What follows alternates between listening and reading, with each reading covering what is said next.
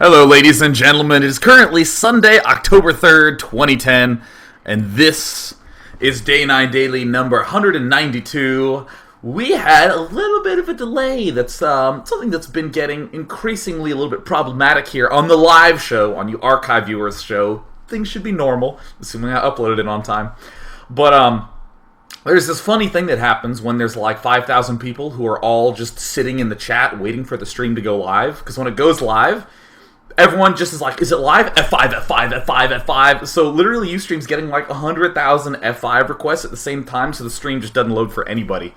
So just want to state, for any of you who are having any troubles, just show up, and when it goes live, just wait like 2 minutes, because it might just magically appear. Again, you archive people don't have this problem at all. It's fine for you. But you don't get that live experience. I won't take your questions. You gotta show up. Plus, I do funky stuff pre- and post-game. In very exciting news, the people outside in the suite are playing Resident Evil 5, so there will be lots of screaming throughout this daily. In doubly exciting news, I watched Fast and the Furious this morning, and man, that movie is just about driving really, really fast, I think. I'm not entirely sure, because it took like 30 minutes for the movie to actually tell you kind of what it was about. But, like, any excuse that they had, it was just like, oh, do you mind if I go get some peanuts at the store? Oh, yeah, sure, I love peanuts. And,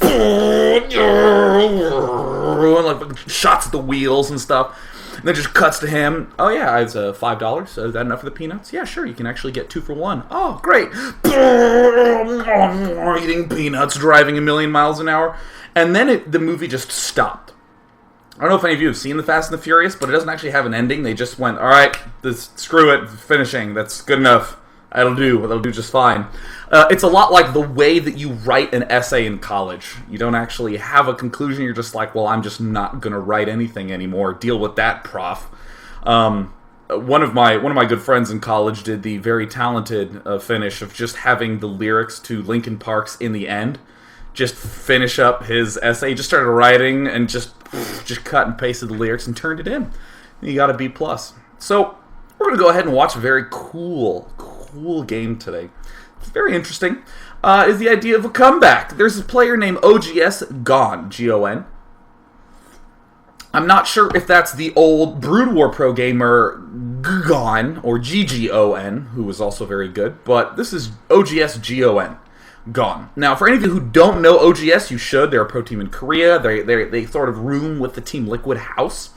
Also, their players are phenomenal. Gon actually was like 39-1 in his last 40 games. He had like 1 or 2 losses in his entire most recent match history.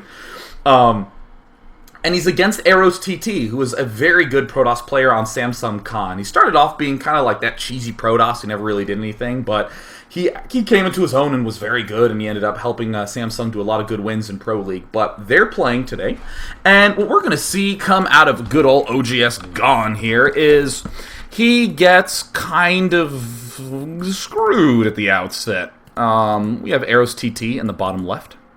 Gon is going to end up doing something what is really pretty much just like a very, very, very, very nice response to being under immense pressure. Now, I just want to, now that we have said the positions, we've looked at the map, Zelnaga Caverns, my currently favorite map. I actually think I end up doing most of my dailies on that nowadays, but whatever, the map's awesome. Now, here's a myth. Allow me to present to you the current view of Starcraft 1 pro gamers in Korea. People say, oh, the Koreans are just robots. They practice their build 18 hours a day until their build order is perfect. And that is why they are so good. That's a misconception. So, that's almost like saying that you have a chess player who just figures out what all the right moves are, and then he memorizes them, and then goes into his tournament and just plays. It's not exactly true. I would say that if you are approaching like the B+ level of play in Brood War, you actually could learn one build, execute it, and yeah, you're great. But the problem is when you are playing at the tip-top, ultra, insanely, super highest of levels, your opponent is also really smart and will also be poking and prodding at you and doing damage and doing things you didn't expect. So you have to have very, very, very fast, fluid decision-making, and actually, it opens way back up again in the realm of possibilities. It's a lot more difficult at the top. Because honestly, in a game of StarCraft, it's a non-intuitive system, right? It's not like you can say, oh yeah, if I go 1 Rax Marine Marauder and he opens up with a 2-gate, then I wonder if I'll have enough money to build a bunker after expanding. That's the sort of thing that you can't intuit the answer to. You gotta sit down, you gotta test it. So for every question, there's always a game you have to play, and the Koreans just pretty much have the time to sit down and test all the things that they want to. And there's a lot of depth going on. So the reason I bring this up is we're gonna see Gon open up with what I'm going to be calling, and what I'll usually call, the root gaming build. This is the opening where you do a little bit of aggression into an expand. So I just want to note that on this map we have a fairly wide open natural expansion. It's relatively difficult to defend by usual, normal, average, everyday means. We have TT down here at the bottom. Huck style would be to scout right after the pylon. I'm starting to wonder whether it's actually always best to turn the sound on during a daily. Very good, because when I watch my own replays, I blast music, and I'm like, yeah, I'm so cool. Listening to the Fast and the Furious soundtrack, which, by the way, might be the single greatest work of fiction of our time. And then I always turn the sound off and forget to turn it back on, but alas, I did it. I remember this time. So we have Gon. He's making a barracks at the front of his base. In the main, he's going to be throwing down a gas geyser, and this, again, is the most basic linchpin skeletal structure. And there's a huge thing you need to note here. The difference between having a structure to your play, having a general sense of strategy, and then having an exact set of instructions you follow to execute what you're doing. So for instance, this is a depot on 10, this is a barracks on 12, this is a refinery on 13. That is how people will label that. They will say, my build is depot, barracks, gas on these exact numbers, and people like that because it's convenient, it's easy, and then they start saying, well, maybe I can do this all the way out to 90 food. Technically, yeah, but you're going to end up losing because you're not flexible. We want to just say things like this. We want to say we make a depot as late as we can so that we don't get supply blocked with our SCVs. We want to make the barracks right when we have enough money after we've made this depot, so we can get barracks units reasonably quickly but still never stop making SCVs. We want to get the gas reasonably quickly, but again, we never want to stop making SCVs. These are the sorts of things that is actually what's going on, not any of these little numbers. And we're going to see Gon get screwed up real hard in a moment here. So here is TT. He is just doing the usual stuff. He's saving Chrono Boost. Oh my goodness. And I'm going to open up the production tab so that way we can see exactly how the game ends up flowing into this funky state. So yes, muling, fantastic. All's well and good in the world. This is a slight variation on the root gaming build. What we're going to see Gon do is he's going to build 2 Marines right off the bat. Sometimes you'll see players build 1 Marine. It can be a little bit vulnerable to Zealots early on, but he's going to go Marines straight into Tech Lab, continuing to make SCVs. And he wants to go to the closest possible Zelnaga Watchtower. And here's the second gas geyser going down. The Zealots chasing him around in circles. He's still saving some of that Chrono Boost. Hasn't quite used it yet. There's the pylon going down. Still making SCVs. And yes, here is the... Yeah, now we're seeing the root gaming build. We are seeing the Marauder and Concussive Shell. By the way, I call this the root gaming build because Chthon Luck uses this a ton. QXC also uses it quite a lot. And there is the killing of the SCV. And once it's dead, I wouldn't be surprised. Yep. Just Chrono Boost immediately on that warp gate. And we're actually going to see EroSTT cut all probes. But I want to focus more on what Gon's build is, right? He throws down this command center at his expo. Perfect. He still only has 1 barracks. Still getting this tech lab. And then here comes a nice little micro situation here. Just holds Zelnaga Watchtower until scary time. A little confrontation here. He needs to be really careful of that Marauder. And the probes over there. Great. And Gon is not actually going to push. In the original style of this build, you would push. You would try to do a lot of damage to your opponent, but good players who would go Zealot, Stalker, Stalker could actually crush it pretty damn easily.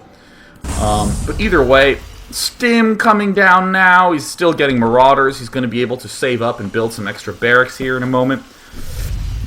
Oh, excuse me. Yep, there's the 2 extra barracks going down. So yeah, this is the basic structure to the root gaming build. You do 1 barracks worth of some Marines, but mostly Marauders. You expand, and then you add on more barracks, and you get Stim. That is the basic basic structure. Now, I want you to note, I didn't say any build order timings in that. I didn't say, and then you build your command center on 22. To be honest, I do this a lot. I have no idea when my command center goes down based upon the food. I know that when I do it, it starts right after my second Marauder. There, that's all the timing I really need to know, because I know I'm constantly making Marauders, constantly making SCVs. Don't get so stuck in that mindset of, oh god, I always have to rely on food. That is the only measure of time. And I mean, there's also a clock in the bottom corner, probably around this area right there. But still, no reason to become obsessed with that sort of thing. This basic structure has variants that you can do. Chthon Luck gets a Reaper around this time.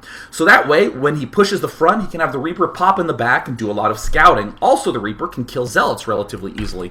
Very, very good stuff. Or you can be like oGsGon, make 2 Marines before you get the Tech Lab. There's a lot of variety. Now, in general, as I slow down in this micro battle, you want to target fire the Stalker. This is a smart thing to do. Ignore this Zealot, screw the Zealot, just run up here and kill off the Stalker. Because after you've killed the Stalker, it's your Marauder that can slow the Zealot versus the Zealot that really can never hit the Marauder. Yeah, see, this is exactly why you go for the Stalkers first. You want to make sure you don't botch the shooting. Come on, Gon. Fire, fire. And just to note, if this were a Protoss versus Protoss battle, your Stalkers would want to target his Stalkers and ignore the Zealots, because then it's just Stalkers against Zealots. Reasonable, good jazz. Now, as we've seen up here, TT actually hasn't been making probes for a long time. He has just been trying to get these gateways and chrono boosting this as much as possible. And what we're going to see is a very big shock for TT, right? TT just finished this command center, and oh my goodness, here comes a whole bunch of Stalkers. This is, oh yeah, oopsie daisies. And it appears that I actually was playing, because that sound is really loud. Thank you, glorious mod. Man, I really gotta, like, not wake up at, like, 6:45 p.m. So that way I can actually make sure everything's pretty and dandy and good to go. But either way, so we see that Gon is really under the gun right now. He is under a lot of stress. His expansion's finishing up. But there are a lot of Stalkers getting warped in. I mean, he's going to try to come back and try to do his best that he can with his just lone Marauders. But this is going to be way, way difficult to deal with. He just has a bunch of SCVs here, and this is the part where most players will fall apart. Now, what most players will do is leave. Gon is being smart. He built a bunker here, try to distract these as long as possible.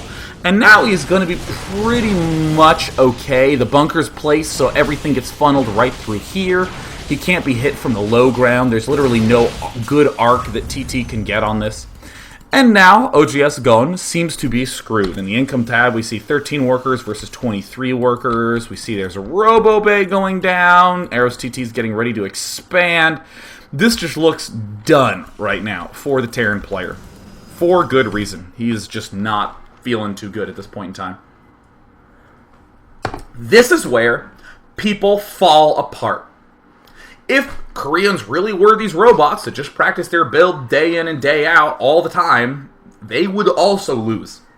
All these foreign players who get obsessed with the idea of being Koreans and practice their build order day in and day out and don't think at all, leave right here.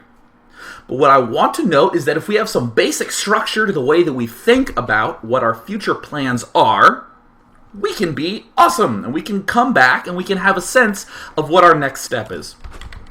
So for any of you who have ever seen good one-basing play style Terrans, you will note that getting a lot of medevacs can help a relatively small force of barracks units. You see QXC do this a lot. You saw Into the Rainbow do this against Tester in the GSL semifinals? Quarterfinals? Into the Rainbow did it against Tester in the GSL. Go check that out.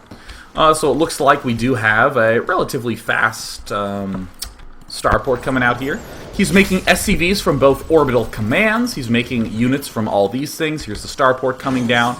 Generally, when you are really screwed, you don't really need that much gas. You want to be focusing more on minerals, as we see oGsGon doing. And he is muling as hard as he can. And I think a lot of players can intuit that this is a reasonable way to proceed at this point from Gon's position. The players who didn't leave, I would probably say half or so of players will leave already. At least or so. So here comes Combat Shield. Yep, good. Most players who are still playing the game will do that. We have the gas going down because if we want to be getting double starport, if we want to be getting the reactor starport, double dropship, double medevac, we really need lots and lots of gas. Gon is playing very, very well at this point. And we're going to see a dropship come out.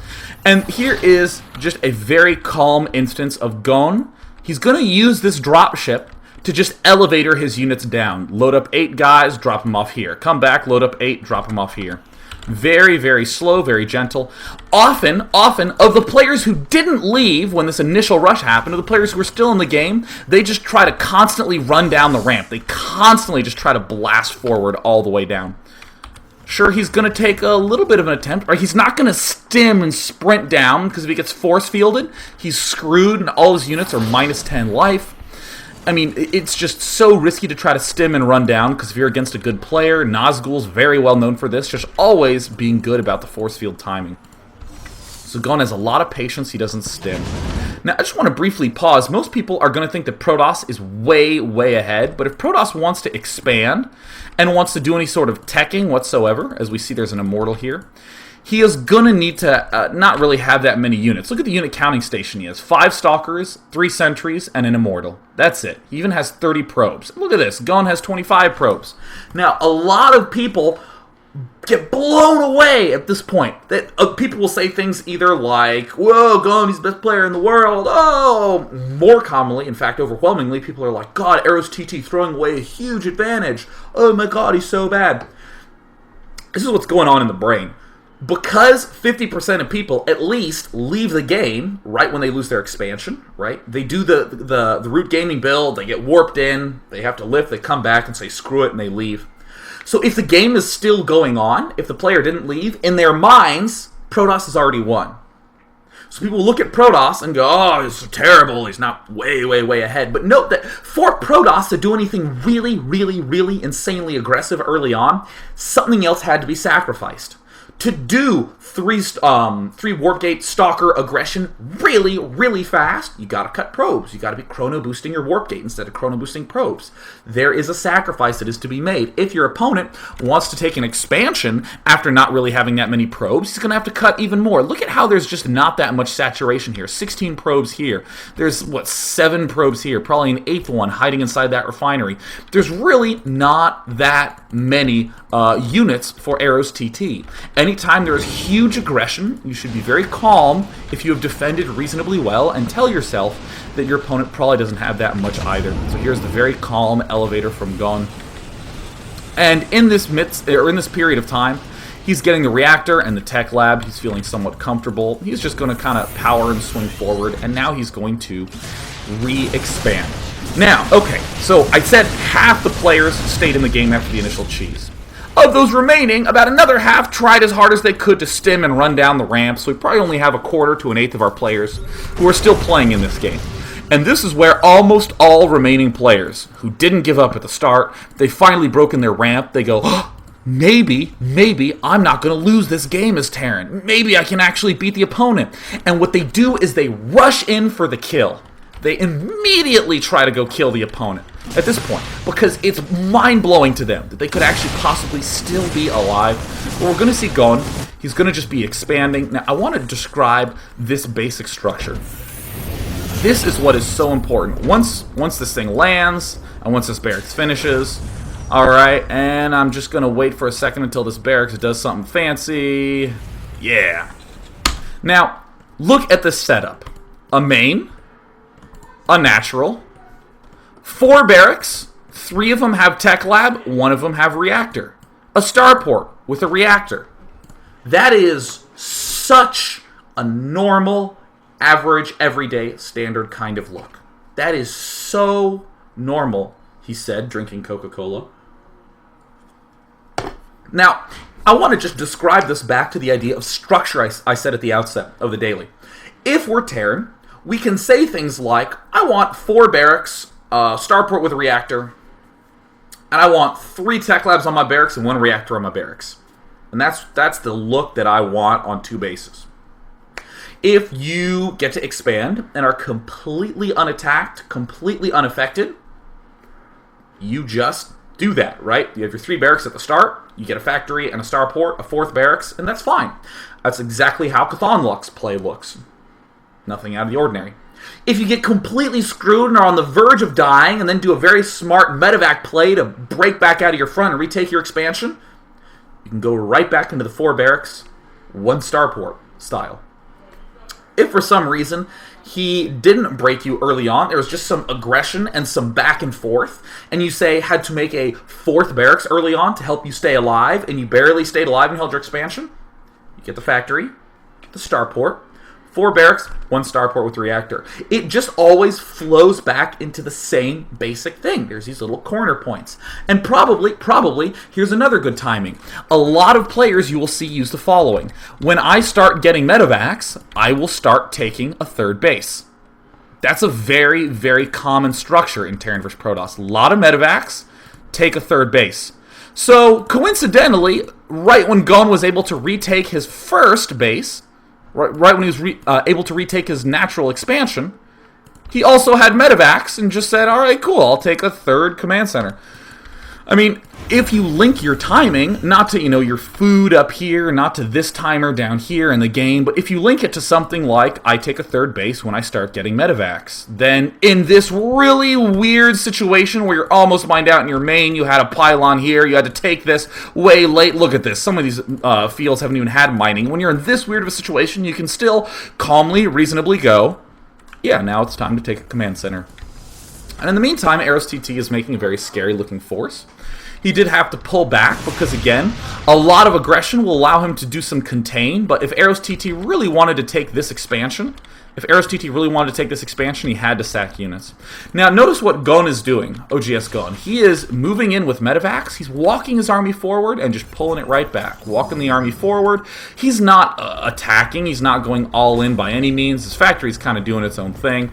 He's adding on more barracks. He's adding on more depots, as he should. Yeah, you know what? oGsGon is not going insanely crazy aggressive.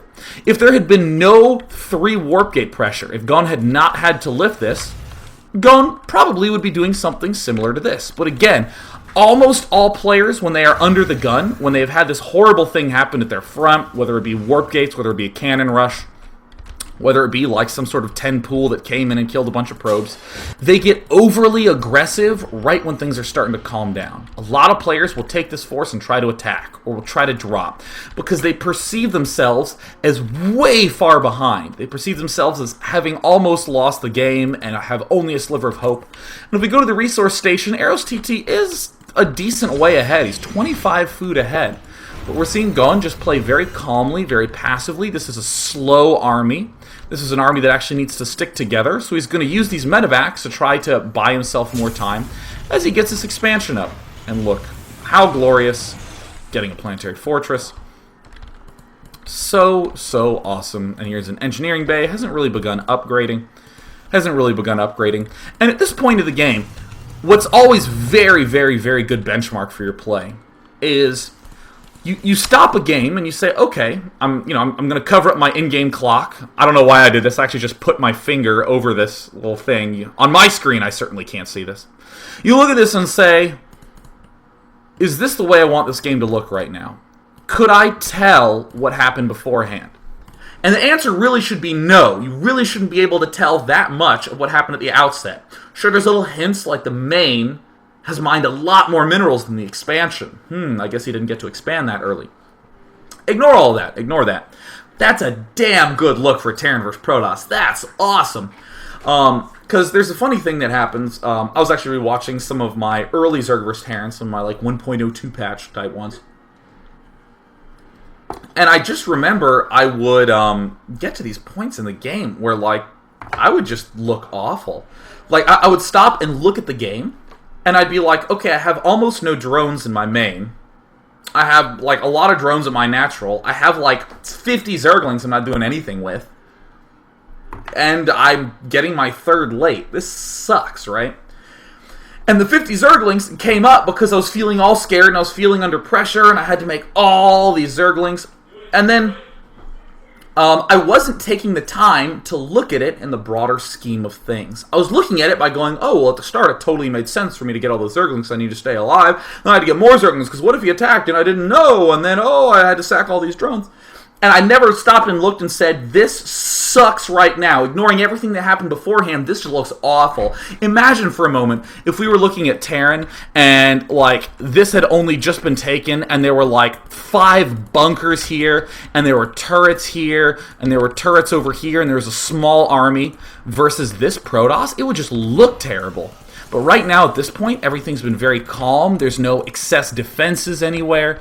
It's just a very nice, clean, well-thought-out game by oGsGon. The one criticism I'd have is it could probably squeeze in an upgrade quite a bit earlier. And by the way, that has to be one of the worst feelings in the world when you are Protoss and you are just moving around with this probe and, oh, there's an expansion here. Let that be a huge lesson to all players. Be very active with your scouting. Very, very, very active with your scouting, as we've even seen Idra, who's really, really good, suffered that exact loss in the GSL. So awesome. And, of course, now at this point, I can actually even ignore what happened at the start of the game. And I can say things like this. When you take a third base in Terran vs. Protoss, I really think it's a smart idea to get tanks with Siege. It's tempting to just add on more barracks, to start with 4 barracks, and then get 6 barracks, and then get like 12 barracks. But it can be very good to get tanks with Siege. Is he getting a Ghost Academy? That's another very good thing to do when you have a third expansion. I'm looking around, I don't see a Ghost Academy. It's a very good thing to do when you have a third base. Get tanks, get ghosts.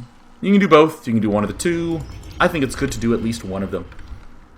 I generally do one of those and then get another engineering bay to get upgrades. Yeah, great. It didn't matter at all that there was some crazy rush at the start. Excuse me, oGsGon didn't do anything risky, he didn't do anything extreme. EroSTT didn't throw the game away as many people would want to claim that he did. That's just very, very smart, solid play by oGsGon. Very, very awesome, very, very smart play. So now he's rushing up, he's going to be able to take out the cut. No! Oh, that could have been catastrophic for Terran player. And I mean, this is actually pretty tense right now for oGsGon. Just, again, usual game state. Normally you have a lot more adrenaline in your system if you had that sort of opening at the start, but you really got to be calm if you are Protoss in this spot.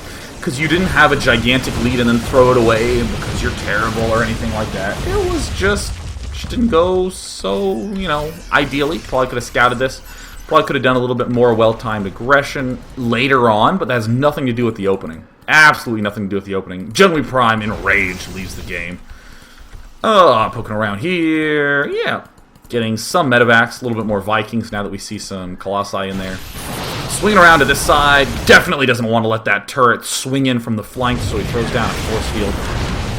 Looks like he's trying to swing in from some angle. Nah, nope. Looks like EroSTT doing the smart thing, sort of gently trying to move up, gently trying to move around. For the record, on this map, these choke points, this one on the right of the center and on the left of the center, very hard to pierce through because there's a huge open arc above, there's a huge open arc below, so a lot of things get pinched off right there. Pretty tough to deal with. Yep, here comes the stim, but ooh, gotta be careful, getting pinched off. And ladies and gentlemen, we just have ourselves like a really awesome game. Oh, there are the ghosts. Ghosties coming in. Very scary army from EroSTT. Would love to see some Stormers eventually getting incorporated into that mix. A little bit tough to do at this point. Yep, there's the armor upgrade going down. Good stuff. EroSTT throwing down some cannons. And this was one of the more impressive games I've seen from a Terran just because it was so calm and it very clearly obeyed a planned structure. Very clearly. You know, this setup, the 4 barracks with the starport, adding on these 2 while we expanded, eventually getting tanks, eventually getting more and more upgrades and ghosts. Very, very good stuff. Didn't matter that it was wacky at the start. Didn't matter at all. This is especially true if you get bunker rushed or cannon rushed. You're gonna panic and shit your pants and think, oh, the game is done, all is lost, but gotta play smart. Here's a great example of bad unit positioning. Watch as EroSTT's army does not do so well. Here comes the rest of the army limboing in. Concaves and big army placement is the tough skill in Starcraft 2. Is the very tough one. I'll actually explain this, and of course, for any of you who are really curious about pathfinding in games, you should consult the admin here, Martine. I just invited people to contact you, Martine. Well, perhaps not contact you, but for the record, Martine did an awesome little talk about pathfinding at the Day 9 Starcraft 2 countdown parties. You should check that out on my archives at day9tv.blip.tv. So way back in Brood War, the way things found their way is it would, like this little marauder who's trying to get into this battle, would look at this situation and go, oh, here is blocked terrain, and he would try to go around. And he'd even sometimes get stupid things like units wandering all the way around like this. But units are very good at sort of turning out of the way. So like if you have Zerglings running this way and SCVs running this way, they'll turn and get around each other. So has this ever happened to you where you have Marines and SCVs trying to kill some Zerglings early on, and the Zerglings just slip right through? Got to hit the hold position button. You got to lock down on the hold position. So that way they stop turning and stop trying to get around the Zerglings as well. And this causes problems in big army battles because, again, the basic model is that if everyone's moving, things are going to turn out of the way of each other, and it's just going to look like a nice flow. But watch these Marauders up here. As they're going to try to get into the battle, they're going to turn back and forth. See right here? They're going to try to just turn back and forth. And see these guys getting stuck here? He's trying to turn, trying to get through, and he just can't quite. I'm just looking at this Marauder right here. He's just getting himself super stuck. And also this Marauder right here. Generally, in like A-star style pathfinding, he'd probably just try to take a silly path. It would be long, but he would eventually get there. But in this spot, you have a lot of problems. Any of you guys ever been cannon rushed to Zerg and you try to hit the cannon? 2 drones hit it and all the drones sit behind the 2 that are hitting it and just kind of good, and they do that and you have to manually work them around. Drives me crazy, right? Gotta be very careful with your big army positioning. Gotta be very careful with it. But either way, as we actually rewind to look at the battle, as we actually rewind to check out what happened. Perfect. Tanks positioned very well, slowly inching forward. He can eventually throw down an Expo, warping in more units, getting the Templar archives. Look at these tanks barely in support range. Perfect. And this forces this entire army of EroSTT. I mean, look at this. See, notice how EroSTT is right outside the range of those tanks? Seems reasonable, but of course it's a lot of constriction going on by gun. And there's the 2 money EMPs. Trying to swing around yet more, getting a lot of good stuff there. Alright, yes indeed. And EroSTT having to do the fallback plan. And yeah, you know what? With everything lining up to just, get into the good old queue up, kill me, this little situation, it doesn't go so well. And Gon ends up winning the battle just because of good positioning. Now, I don't want you to think that EroSTT has thrown the game away. When people watch this battle, people will still go way back to the very start of the game and say, but he had 6 Stalkers here, and the bunker was it. That's all he had to defend, so how does this happen? It's because the game wasn't nearly as over as you could have initially assumed. And EroSTT is going to try to defend, and there's the good game. And a good old slow push. Yes, indeed. That was an awesome game. Yes, very calm comebactitude. Now, before I actually take any questions, wanted to say what's happening Monday, Tuesday, and Wednesday of this week. Fun Day Mondays tomorrow. Terran players, I want you to send me games of you playing with no Marines, no Marauders, no tanks. Oh, gonna have to do some Hellion Thor Raven Banshee kind of action. Or Ghosts. Get Medivacs to heal your Ghosts. Or you just go Mass Reaper and, well, come on, only Reapers. Reaper into Battlecruiser. I'd love to see that sort of thing. But again, no Marines, no Marauders, no tanks. Send those to Monday at day9.tv for Fun Day Monday. And include that in the title so I know what it's for. Also, for Newbie Tuesday, I want you Zerg players to send me games of you having trouble with your drone timing. So this is either you having way too many drones and losing the game because you didn't have any units, or you making tons of units and not really feeling like you could make any drones. And definitely include just a little description when you send me the replay. Just 2 to 3 sentences, not like an essay. Send me 1 replay, not 50 replays. Just really small Send that to Tuesday at day9.tv. And of course, on Friends Day Wednesday, which is going to be a new little theme today here, we have a special guest, Greetorp. We're going to try to get a special guest in here every week. Greetorp come in, do analysis with us. Yay, Greetorp. So without any further ado, questions. Let us take questions. Oh, and by the way, Martin's just like, oh, I can't believe you told him to message me. Ha, ha, ha, ha, ha. All right, cool.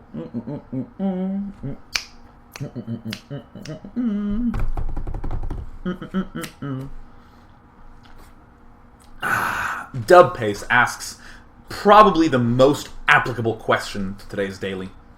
Dana, do you have advice on how to stay calm in situations that you find yourself in an extremely bad spot in your match? Relating back to today's game, Gon tried to do the good old little Marine Marauder stuff into expand and got just boned right at the start. So how do you stay calm in that sort of situation? Two things. One strategic, the next one physical. Strategically, this is why it's so important that you have structure to your thought process. As opposed to, I have a build order, and oh my god, I got thrown off my build order, what do I do? You don't want that to happen.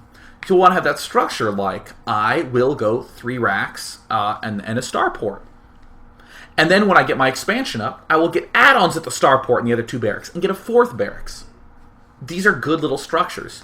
So for instance, if you are a one-basing player, like QXC one-bases quite a bit in Terran vs. Protoss, he does 3 barracks, 1 starport, 3 barracks, 1 starport. And he should say to himself that when I get my expansion up, I should go reactor starport and 4 barracks. He should have those 2 structures there. Or if you're an early expanding player, you should have a structure for one basing, in case you get thrown off, like in this game. So when all of a sudden you're in a terrible panicked situation where things are going wrong, you have a direction that you're going in. Another really important thing to note is a lot of times when you're tense, like right here up in the shoulders, you'll tend to pull your shoulders up a little bit. Here's the table and here's my wrist resting, right? So let me actually just sit up really straight here. So what happens is you hunch your shoulder and your hand's almost like hovering over your mouse, and that's what really a lot of times leads to a very inaccurate mouse. But if you relax your shoulder, your palm begins to rest back on the mouse pad and you have a much better pivot and you can get more controlled. So I want you to just be aware of this. Next time you're in a really, really crazy intense situation, I want you to just note how tense your shoulders are a lot and to drop them back down again so that you can actually have a pivot and a controlled mouse hand again. So that's what really helps me, is that like I have just little basic structures to what I'm thinking. And when I get tense, I just sort of sit back. And that helps quite a lot in terms of the control. Because I definitely, strategy aside, when you get panicked, your mouth starts, and you're like sweating on your mouse pad, and it's all gross. Yeah, like that good stuff. Like that good stuff. Oh yeah, Crizzly Bear asked about the adrenaline rush of getting early Russian aggression. Again, shoulders. Keep your shoulders down. Try not to tense too much in your upper arms either. Just try to stay very, very, very, very cool. The bottle. Yeah, I'll take this question. Dear Sean, being a grad student makes you so busy, but you still seem to be able to play a lot of SC2. How do you delegate? This is super important time management. I think it is so important to just decide what the hell you're going to do with your time. Let me give an example. Let's say you have an essay due on like Monday, and it's like Saturday morning, right? You don't have that much planned during your midday Saturday. If you do, that's weird, and you're probably like married and you're going to Lowe's to buy wood to like build a deck or something. But if you're, like a person like me, you wake up on Saturday and you have to say, what do I want to do with my day? And a lot of people say, well, I'll work on my essay. And then they'll sit down, they'll type a paragraph, but they'll go, oh, I kind of want to play Starcraft. So maybe watch a replay. They won't play, they'll watch a replay because they'll say, well, I can always get out of the replay, and then I can go back and work on my essay. And then it's kind of like Saturday night, and someone's like, do you want to go to a LAN cafe? Because I'm not going to a club, just stating for the record. Yeah, clubs are great. Let's play some video games on Saturday night. Seriously, honestly, right? So I'll be like, you want to, do this sort of stuff, and I'll go, oh no, I can't. I kind of want. No, I should probably do my essay. And you do this sort of stuff, and you know what happens? You waste all your valuable energy that whole Saturday battling between whether or not you should do it. There is no smarter thing to do than to say, screw that. I'm not doing it. I'm going to only play video games today, and then at exactly 1:30 p.m. tomorrow, I'm going to work on that essay till 3. And if I don't have it done, I'm just stopping completely, just done. And I will hit 3:30, and I sometimes will have only focused on doing the essay, and it won't be very good. But I'll just say, all right, done. I'll work on it again at 9:30. Just very, very clear, strict. Screw debating, man. Just be very... No, from 9:30 to 11:30, I am only going to play games. Sure, I have a huge assignment due tomorrow, but I value not dying of misery. So that's just what I'm doing. Like, for instance, after my dailies, I never do work after my dailies. After a daily, I just have an hour where I just sort of drool, because I do have to get pumped up. I mean, you saw me drinking a Coca-Cola. Wow. So that was a good thing. That was a good one. Dun-dun-dun-dun-dun-dun. All right, here we go. Rook says, Dear Day 9, how should the situation have been handled if the Protoss player had suicide rushed into the base after his initial victory over the expansion with a constant stream of units? So, same basic thing. If someone's trying to suicide in, and you have to bring like 6 probes off mining, 6 SCVs off mining to repair your bunker, sure, that's an economic loss for you. Sure, you'll probably barely defend it. But your opponent invested so much into that rush. Okay, so in this situation, let's put some numbers in it. Protoss invested 6 Stalkers and 2 Sentries. Maybe it was 3, but we'll just say 6 Stalkers, 2 Sentries. And that's how he set up his contain. If it was an all-in rush of units, it would have been 6 Stalkers, 2 Sentries, and then another 4 or 5 Stalkers, and another 2 or 3 Zealots. So, if Gon was able to defend and kill off that extra, 3 or 4 Stalkers and 2 or 3 Zealots, and then his opponent had to pull back, Gon would literally be in an almost identical game state to what we saw. Just don't get so freaked out by this early sort of aggression. So, you actually probably heard me discussing this with Artosis and Idra on the State of the Game podcast I do every Monday night, where a lot of Zerg players, when they get contained with 2 pylons and a cannon outside their front, a lot of times they just abandon all hope. It's definitely hard to come back from as Zerg. In Gon's situation here, it was definitely hard. It's not like, oh yeah, easy, logical sort of thing. But it's so important you don't fall into that trap of just going, God, I guess I have to all in! Because you don't. And that is what kills most players, is they just think, well, if he all-in me and I'm alive, I guess I have to counter all-in him. So don't do that. Actually, watch a lot of your games where there was aggression, and then you counter-aggressed and lost the game. You'll be amazed how often, if you just, defend, you end up being fine. So we're going to take one more question. One more question.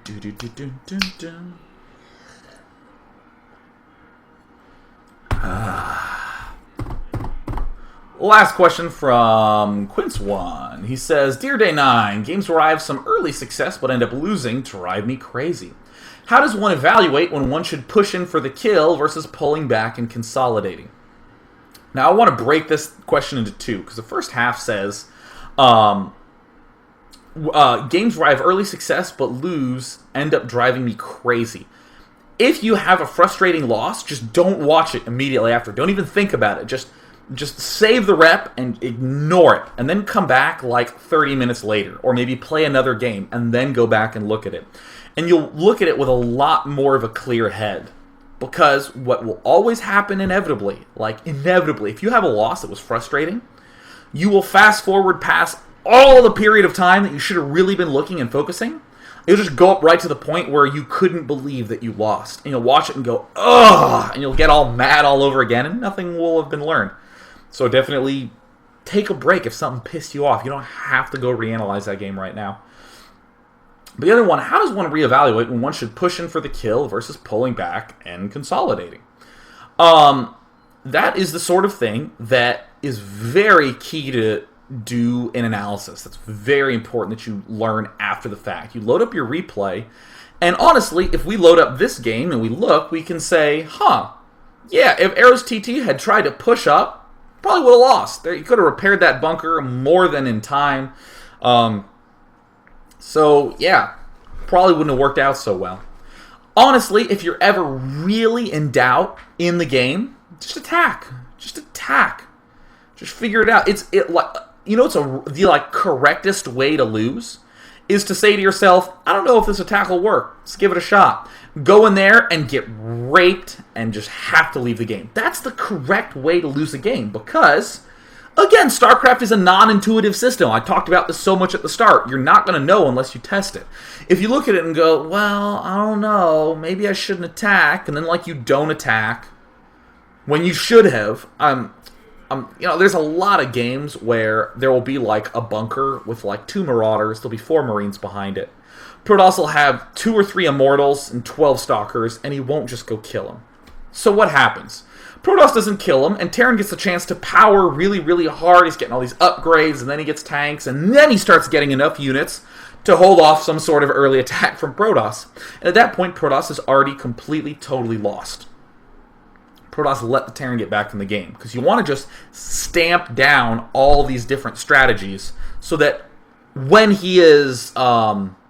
the only case where you don't attack him is when he's being so overly defensive that you're in the lead because of how much money he spent on his defense. Like, that's ideal. That's the good way to do it. So again, don't worry if you have a lot of stupid losses. I have tons of stupid losses on all my accounts because I go, I don't know, maybe I can just kill him with Reapers. Yeah, he has a lot of roaches. Maybe I can just go kill him.